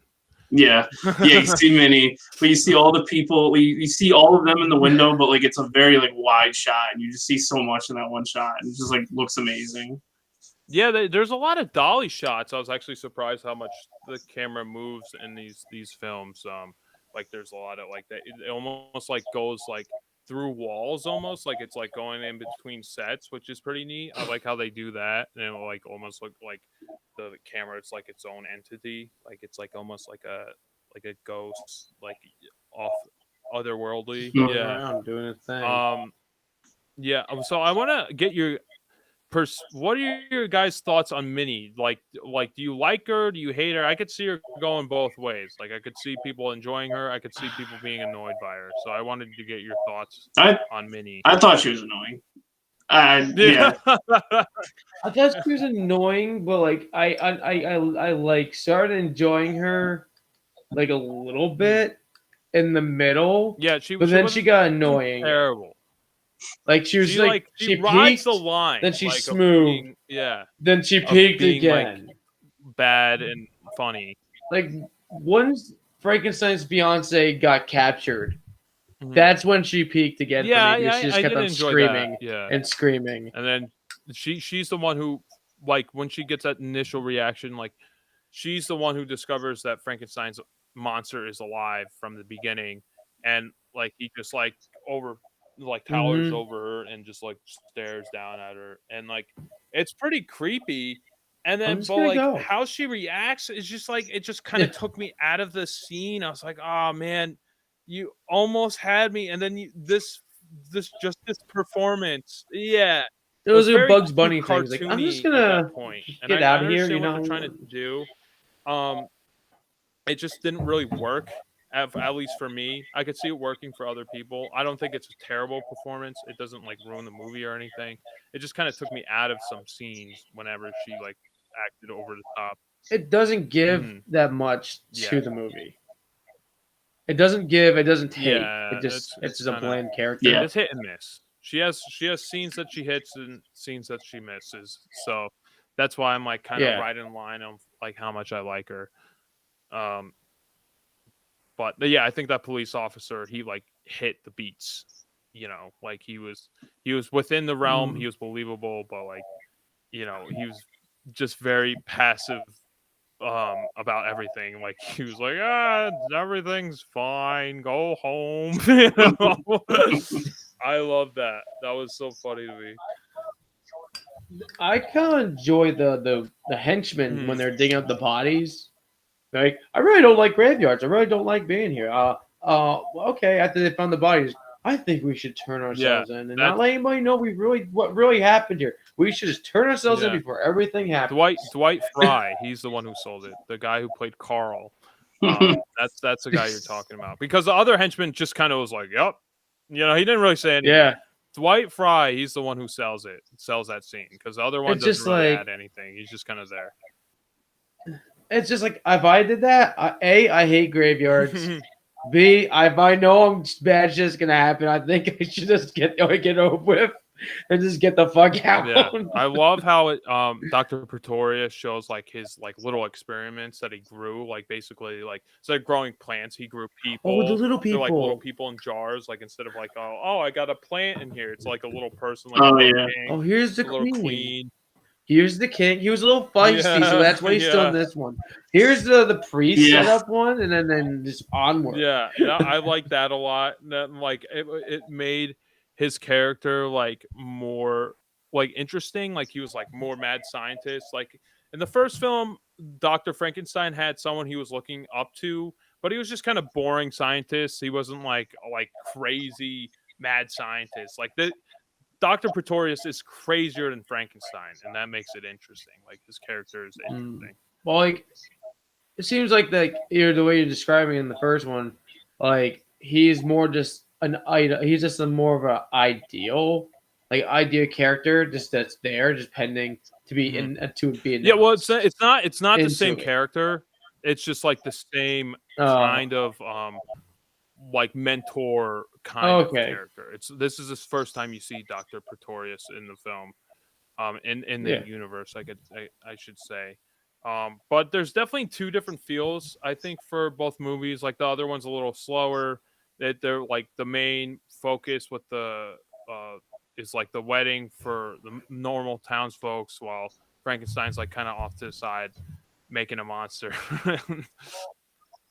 Well, I love how you say that this movie is slower, because the first movie beats this movie by 4 minutes. I'm saying the first movie is slower than this one. No. I'm just joking. I'm just joking around. I'm just saying, like, actually, I just looked at it, see how fast, like, how much time was there between, like, how much runtime there was, and Frankenstein runs off is an hour and 11 minutes, and the Bride of Frankenstein is an hour and 15 minutes. Yeah, I'm just saying how it's paced. Even though it's longer, it still was fast. And they don't waste any time with this story. Like, you see the initial interaction with the townsfolk and the monster. Then you see the character position where Frankenstein is basically his monster doesn't enjoy himself. He doesn't want to live. Living hurts him. He says it to Dr. Pretorius when they're basically in the underground. It's not a morgue. They're there's like a little a cavern of the site, and they're underground. And Dr. Pretorius is so fucking nuts that he's drinking by himself and like having his own celebration. Like, oh, I'm gonna make my monster. Candle. Cheers to you, dead guy. And he's like drinking by himself, and then that's when the Frankenstein's monster stumbles onto him. He unveils a grave. I guess it would be a tomb. Mausoleum. Yeah. Mm-hmm. Mausoleum. So he goes to the mausoleum. He unveils, unreveals a tomb with a corpse in it, and he's like, "Oh, you're my friend," because they don't have that scared reaction of everyone else who's living. He's like, "Oh, you're my friend. You're like me. You're dead." And like there's still subtleties of the monsters, like how Boris Karloff portrays the monster, like makes you feel more for the monster than any other character. Like he's the main attraction. He's like the heart throughout the whole film. That's like he's basically the main character, and he's the one who has the arc throughout the end when they finally make Bride of Frankenstein.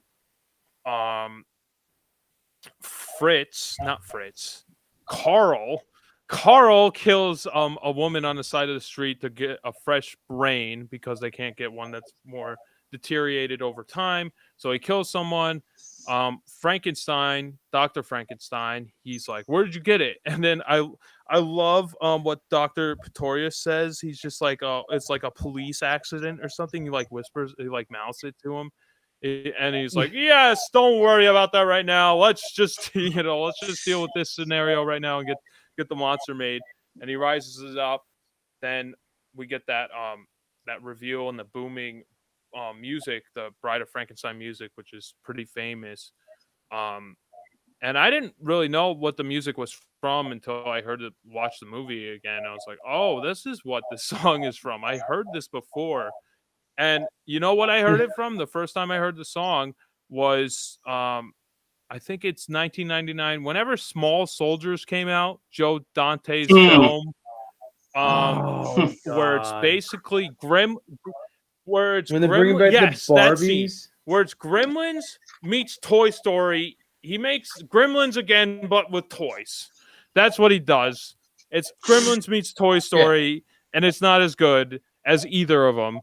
But it's still a fun time if you like that kind of I love that movie. Side note, that movie's amazing. I like that movie too, more for the nostalgia and Oh how my I god. felt as a kid because I had a Mhm. lot of the I toys. used to have all the toys. I actually had the radio guy. He actually worked as a radio. Oh, that is cool. It was Yeah, fucking great. Freaking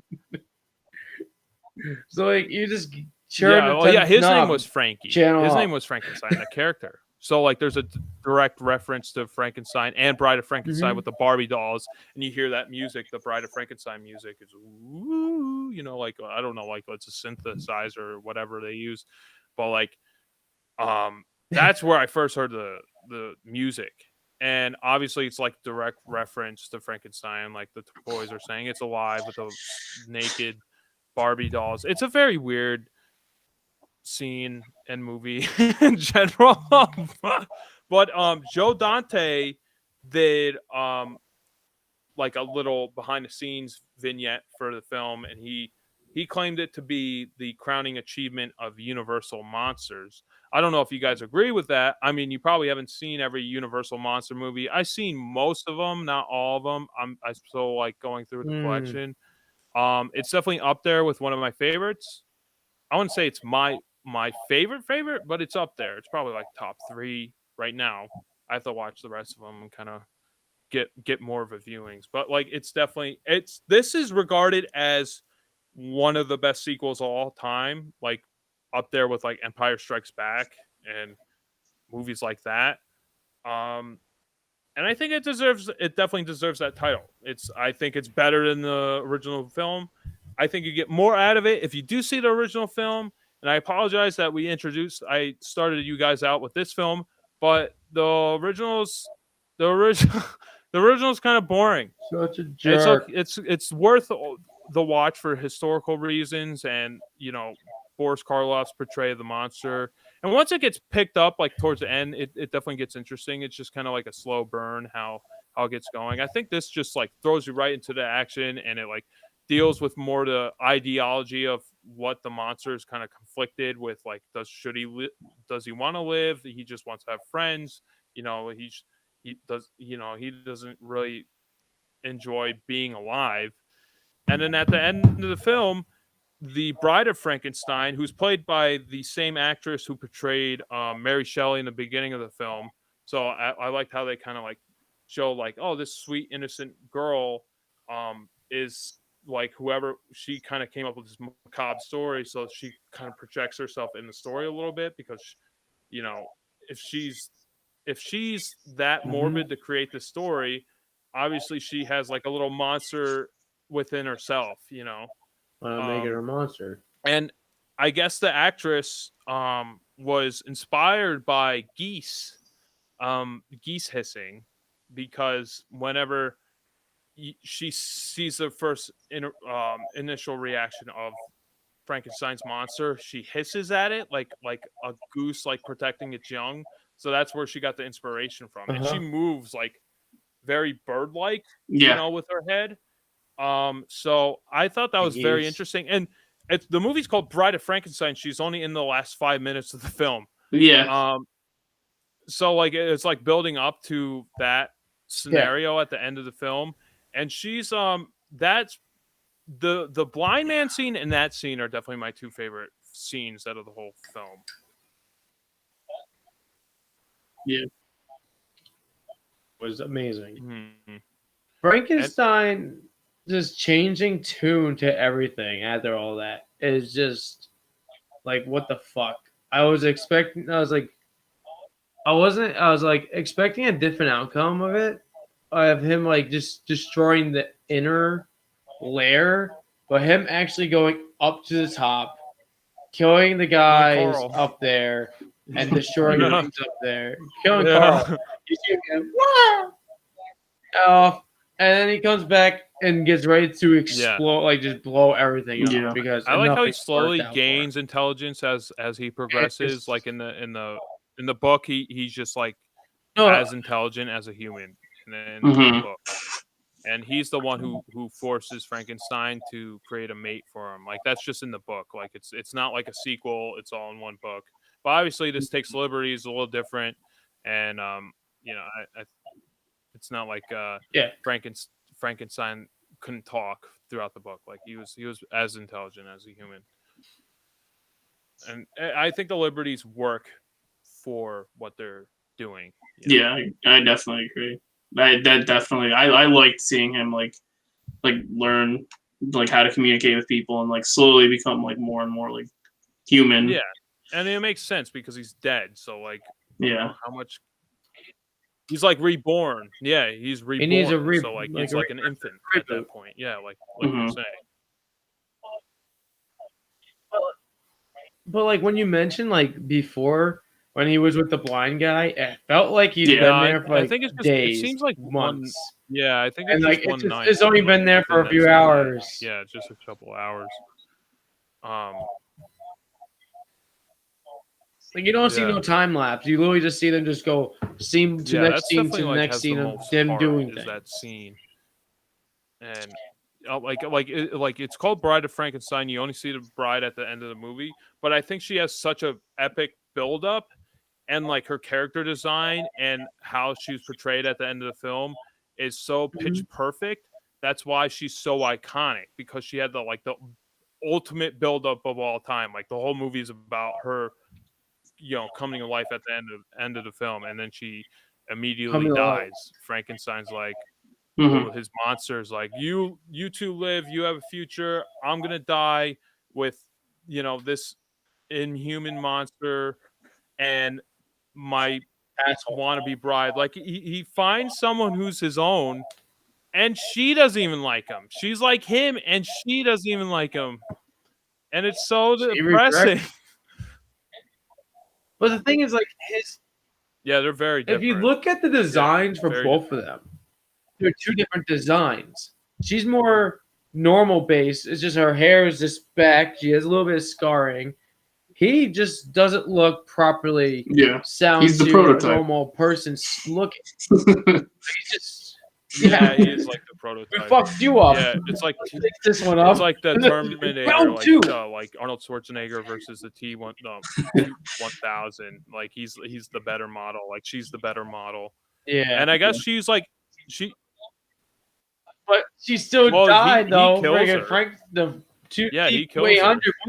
Just like how the Terminator killed the T-1000. And so there's a tie in there too. I guess her design is based on Nefertiti from ancient Egypt. Like if you see images, her she has like that crown that kind of like goes backwards. I'll pull up an image to show you what I'm talking about. And like obviously like the lightning bolt at the end is inspired by how she was created by electric shock. Lightning. Let's see if I can find it. Okay. Yeah, so I thought that was pretty interesting, like to find out. I was like, oh, okay. I thought it was just like it makes sense once you look at it. So we're gonna see us for a second. Okay, you see that? All right. So this is the image right here. Okay. So this is like a crown, and you yeah. So her head down. You could see like the inspiration with the hair, and it's so iconic that it's awesome. Like she's up there as well known as Frankenstein himself, and she's only in the movie for 5 minutes, and she doesn't get a sequel or anything. She's not like in the other movies. That's it. Yeah, that's interesting. That's the one thing I like when I was watching it. I felt like the ending is like more of a blink, and you feel like you missed a lot because it's such sped up in that one spot that you just it just doesn't make sense. Like it does make sense, but doesn't make sense at the same time. Like how this become the ending so quick. It makes sense. You just gotta pay attention to like the little beats in between. Yeah. Like I felt like the bride would be doing more hazardous stuff than actually being just scared of Frankenstein. I thought she'd be running amok, trying to kill everybody inside instead. She seemed a lot more gentle. Like yeah, more of a scared she's animal more than like a monster. She doesn't really want to kill. That's how I thought it was gonna progress. I thought it was gonna be more. She was gonna be more monsterish, but she ends up being scared. And I still like the outcome of the ending of it, but like that's why I thought it was gonna go. And I thought it was gonna be over a whole extra another 10 minutes on it, and then deciding to blow it, destroy everything, and just Yeah. show it. it's almost like abrupt That- the ending, but it like works so well with the pacing of the film. Like I wouldn't change anything about it. I wouldn't even. No, It would be interesting to see an additional 10 minutes with her running amok, but like that's not what the story they're trying to tell. Like they're trying to show like Mm-mm. this creature, Or- isn't even loved by someone who's like him, and it's so sad. I wouldn't want to any other way. Besides Minnie being toned down, that's the only thing I would change.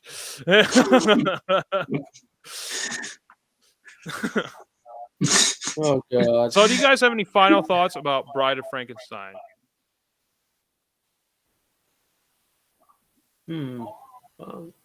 Overall, it's a good movie. I still have to go back and completely watch Yeah. Frankenstein other than Well, seeing the we'll highlight reel. probably do that in a future No, that episode. other I think we owe it to the film to go back and talk about it at some point. Yeah, Mhm. we do. Yeah, because but we did I this. think this is a superior film, so that's why I wanted to talk about this first. Got it. But yeah, do that. I haven't 100% watched the original. I had to say, like, it's a great movie of like trying to be an expansion to a series that didn't screw it up. Actually, did the justice to conclude that arc of the movie. I mean, the series. So to me, like you mentioned, Son of Frankenstein, I'm like, where do they go from this? Like, Yeah, I think Son of Frankenstein's like I think the sequels are actually supposed to be considered like pretty at least decent. I think Son of Frankenstein is supposed to be okay. I don't know what. how far away was that to I this don't movie? know. It's not the same director. I know James Wales is like this is like one of his last Universal monster movies, if not his last one. Mm-hmm. He might have like a few more after that, but I'm not sure. I know Boris Karloff doesn't. This is his last performance as the monster. So this is the first two are the only ones with Boris Karloff as the monster of Frankenstein. So this movie came out. No, Son of Frankenstein came out in 1939. So this is 34. So 5 years after. 35 5 it years says in after. here. Or, Yeah. so, oh. Yeah. So Tony, you have any final thoughts on Bride of Frankenstein? Yeah, I thought it was a lot better than the original, but I like the original and I like this one a lot more. So yeah, I like the original too. Don't get me wrong. I just think it's a lot slower. I feel like this tries to like give the same like idea but better of like Frankenstein being misunderstood and like all that. Mhm. And like it kind of taps into more of the emotional side of his, progression. Absolutely. Character. And yeah, this movie, I've seen Frankenstein. And it's been years, but it's kind of like opened me up more to say like, okay, I should probably go back and watch these like black and white Universal monster, Yeah, like these even are like awesome. even like Cabinet of Dr. Caligari. As much as I've heard that movie's like amazing, like I've never like sat down and watched it. I know that's a silent film. Silent films are pretty hard for me to watch. I mean, I've seen a couple, but I always fall asleep. Like I'm like, oh, okay, the music's so nice, and there's no dialogue, So yeah, I do agree. I think watching those films are great, and I know like I advise you to like watch this. The younger, the better, because once you see all the other pop culture references to the movies, you almost like seen the movie without seeing the movie. Like we're talking about freaking Small Soldiers. Like there's like so many images just from that movie talking about like showing images from this movie, which is a nice homage, but I'd rather get that from the original source material than, kind of it rehashed. And like I think Mel Brooks, what is it called? Young Frankenstein. I want to say Son of Frankenstein, but I know that's not it. Young Frankenstein. I think Mel Brooks works better. I like Young Frankenstein, but like there's already comedic beats in this film as it is. So like I think Young Frankenstein with Mel Brooks, I think he works better when he takes like a super serious genre like Blazing Saddles, like all westerns take themselves so seriously that there's not really that much room for jokes in the original like source material in the original films. and like he completely puts it like a complete 180 on that series, and I think it works better with that than something that's already kind of poking fun at itself. Like, once you kind of make a parody of that, it's like, yeah, I mean, it's already kind of self-aware, so you don't really need a parody. Once it becomes so unaware of itself, that's when you make a parody. I think that's when you do it. So if I was gonna rate this film, I would give it maybe an 8 or a 9. Probably on rewatching it, I would give it higher ratings every time I watch it. But right now, I'm between there. What were you gonna say, Matt? I was gonna say I enjoy like with a lot of like now we're so used to color like video like series and everything. I enjoy the lighting and everything. I really love the lighting, black and white. How lighting like just a slight tilt of the light or anything changes the shadowing. And the black and white give the black and white don't give that character or like monster setting. It's really I like some movies or some actors go that direction. I know they did with was it City? They did with that series with that and that was amazing. I think I think a better comparison to like a modern look of that kind of style is The Lighthouse from a couple years ago, because it's in the same aspect ratio. It's in black and white, and Sin City, it kind of looks cool, but it's so CGI heavy that like it doesn't have that same feel like at all. It's completely its own different realm. It's it's definitely going for something different than these films, like with their tone with like shadings and lighting and everything. I think The Lighthouse is more in realm with how it looks. Oh, it is. Yeah. But, yeah, I agree. I agree with lighting in black and white films is super. Yeah, they're even like taking like the Justice is Gray cut, all that stuff. Know about that? Wait, what is that? They like, I don't know if it's up yet, but they made the Schneider cut in like black and white and they put it on HBO. Who cares? That's fucking stupid. Yeah, I don't either. I watch that in black and white. I don't The either. whole fight scene That's just super at pretentious. the end of which It battle is, would be but the one That's that's just black. so pretentious. Like, there's no reason to make it black and white. I know Zack Snyder, like- when he wanted to re-release it, wanted to be in black and white, and I think he's just doing that just to say, "Oh, I'm artsy, black and white." Yeah, maybe. Yeah, It's like almost like a student film vibe from it. Like, oh, look, it's in black and white because this is my first film, and I don't know how to put my own style on it, so let's make it black and white. Yeah. Just like Clerks. No, the freaking what's it called? The people that made Logan, they made it in what is it, color, but they wanted to do that the way the style of the movie went. They wanted to give that noir style. So they made another I edit. could see that working better. I could see that working better with Logan. And it does work really good for Logan. It really does. The Snyder Cut is so CGI heavy. Snyder Cut's just dark already, and you're gonna put the freaking black and white filter on top of it. It's just gonna be that's black. gonna make it look. They're not gonna add the white. They'll just add black. Like literally that part I'm talking about when they're fighting them with the Batmobile shooting everything. That all was dark already. You would not see a scene other than flashing lights and eyeballs. Zack Snyder, he's a mess. He's something else. I'm not that great. Yeah. I'm not his biggest fan. He's fine. He's good visually, but he could be. He's a great DP. Keep him as a DP. Oh yeah. Yep. Yeah. Why don't we keep coming back to him? Because he's everywhere. Why is he relevant? He's a nightmare. Why does he haunt us? He's coming to haunt your dreams. that was on me. No, I'm glad you mentioned that because I know that that's what he wanted to do, like in his re-release. So they're doing. Is that actually being released, Tony? I think it's already out. I'm not sure. It's called the Justice is Gray cut. It's called just Justice, like Justice League Justice is Gray. That's so stupid. See, I have the app. Yeah, and I know I was bringing that up. Gray I know they with did Justice that, League. and I know that I think someone like made like a recut of Parasite in black and white, which I would watch. Like that sounds. That sounds interesting.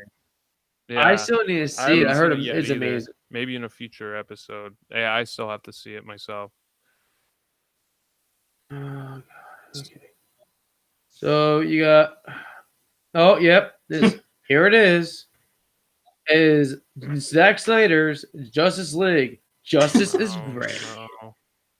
That's literally what it's called. It's out. You can watch it like that. Justice. You can watch it right now. You can literally That's watch so it right stupid. now.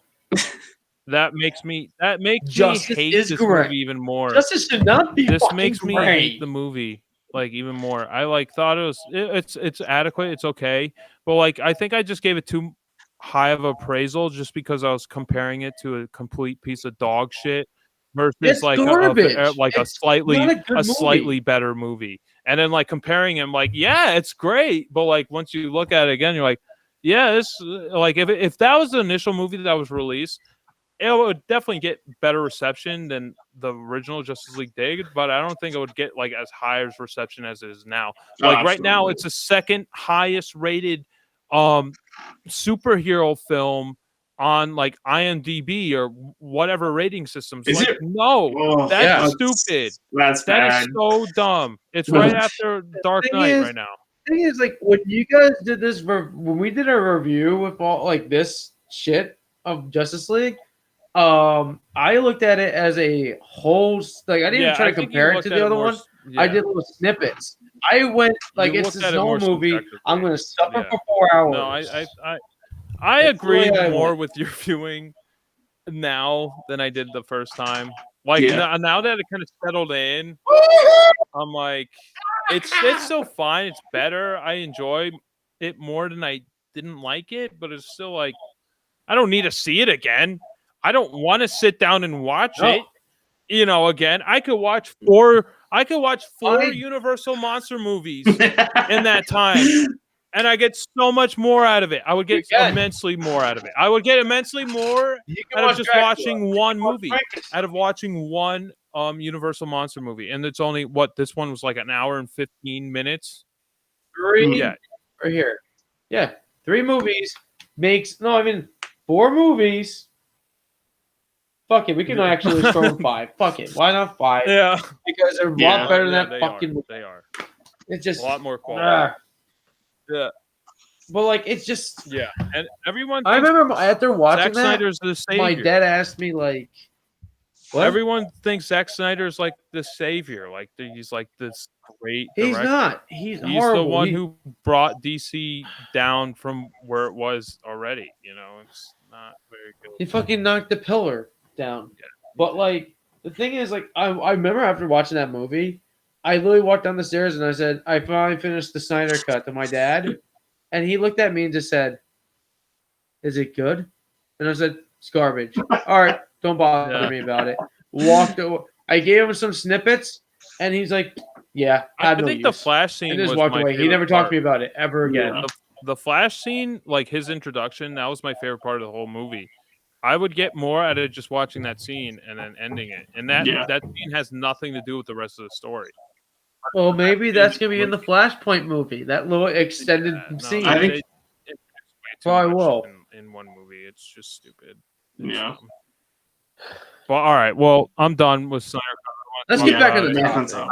Well, I'm kind of get back to the topic. I said everything I need to say. If you guys have any last words or whatever.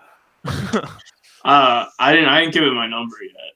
I gotta give it my review number. No, I haven't. Oh, you can go first. We can go in order. No, you go. No, you go. No. You said it first. I was gonna say I'd probably give it like 8.5. Like, that's kind of where I am, like 8 and a 9. Maybe I think on more viewings I would give it a higher rating, but I'm in the same boat. I'm gonna give it the same rating as you guys, but I like it's like seeing all the practical and like the settings made me feel amazing by it, like that, like all the movie magic of that time period is amazing, including when you're looking at if you look closer at his like the makeup, would like to see flaws. The flaws. he like What? as the movie progresses, he heals over time. Like he has burnt marks in the very first, Yeah. and then Oh, his wow. hair Yeah. starts growing. Like he progresses like physically and mentally throughout the film. I Yeah, like the makeup is amazing. It doesn't look flawed. It doesn't look fucked up. And if there was a flaw, it would have been the best thing for this character because he is a monster that's really made out of anyway, decaying yeah. bodies. It would add more character to him. And I'm just looking at it. I'm just like, this looks great. This doesn't look like some thrown together piece of shit that's supposed to be in a 20,000 million billion gajillion movie nowadays. And there is a freaking problem with the costume because some guy forgot to do something with it. And literally, this movie looks just They perfectly paid a flowing lot of attention and to amazing. this. And like and I think like how it's like physically portrayed and made, like all the effects and everything, it makes it timeless. Like you watch this at any time and it works. Like now with CGI, like it dates the movie. Like obviously this was made back in the 30s, but like if this was made today, like exactly how it is, I would still be impressed by it because it's all practically there. It's all like Yes. practical effects and it looks amazing. So I totally agree with what you're saying, Matt. You know, like with that movie magic. When like things are practically there, I believe it because it's there. There's Mhm. something tangible there. But when Yeah. it's just CGI, like I still had Like, that like I have to break that barrier to like believe it. I'm like, all right, well, yeah, it doesn't look exactly real in my This- head, but like it looks all right, you know. like CGI is good for CGI was invented just for makeuping. Like if it's something that they couldn't make themselves, there was CGI There's a good onto way an to object use CGI. or clean up fix something they couldn't do. So do that, and then later on we just kept doing it, increasing the production, making it look better, and it just got out of hand, and it costs a lot less to do than production, actual real production.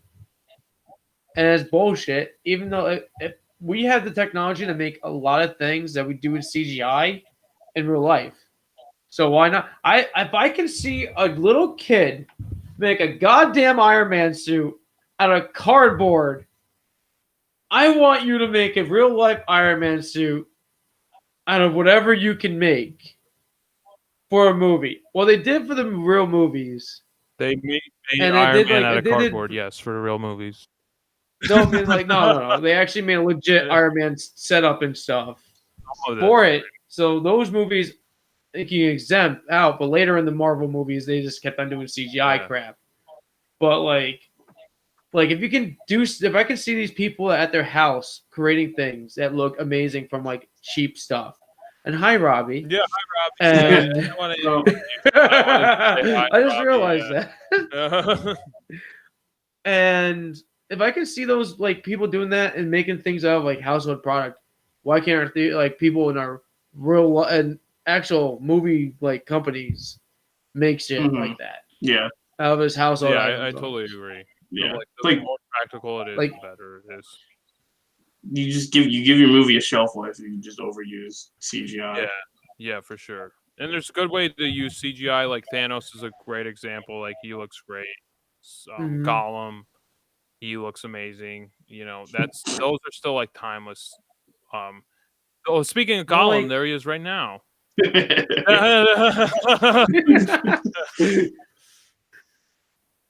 No, like it's like CGI is like good for things that we cannot produce or like if we cannot find or gather right. CGI is fine for that, but we can produce it and build it ourselves in a way. Don't touch it. Well, Don't touch it's like- CGI unless you're like cleaning something Like, up They're like or making a here and there enhancements. movies are like a magic trick, right? Like if you know how the trick, They how, were. if you know how the trick is made, then you know you've seen behind the curtains. You know the trick is. It's not as impressive. Hi, Robbie again. You see how you like basically look behind the curtains, like you see the wizard behind the curtain, and you know, oh, that's not a real wizard. That's this stupid fucking guy behind the curtain. You know, like it's not real magic. And you see how the magic trick is produced, but like once it's practical, they had to do all these. They had to think outside the box to produce these effects, and actually made them. They had to And do you all these you bells and watch it, and you're whistles. like, I don't really know. I don't know how they did that. I don't know how they produced it. And like, it Mhm. makes you more interested in trying to figure it out. It's just like a magic show. Like, Yeah. you're like, whoa, you're impressed. But once you figure out how they did it, it's not as impressive. Mm-mm. But we're okay to not get all the hate comments if people don't like the way we're doing the hating on CGI.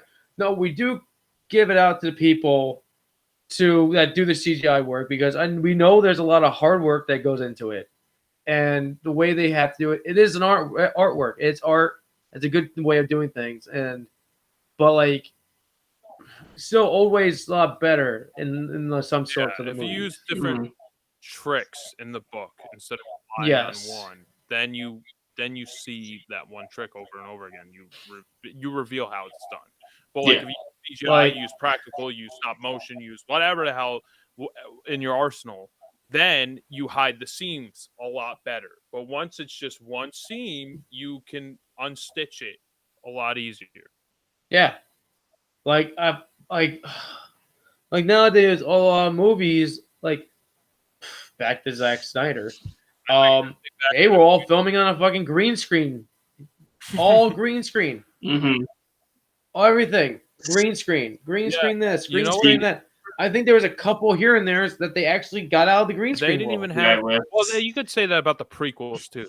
Like those all just green screen. Some of it was practical, Oh yeah, not enough of it. but up to date stuff For right the now. We're in reshoots that Zack they did Snyder's. for the Justice League, they just shot a green screen for 4 hours. They didn't even have. Yeah. Well, the actors weren't even there. They just filmed green. That's all they did. Yeah. All right, that's not. Yeah. Keep it rolling. They're doing great. They're Yeah. doing great. Batman's doing awesome at this part. Just let him go. All right. So, you guys have any final words? Bride of Frankenstein. Final answers.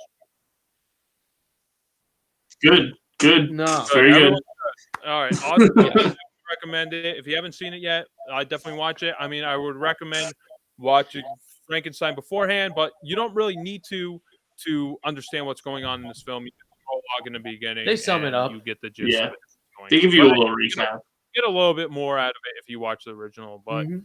it's not that necessary. So okay, so this was this was a BatYard's finest episode.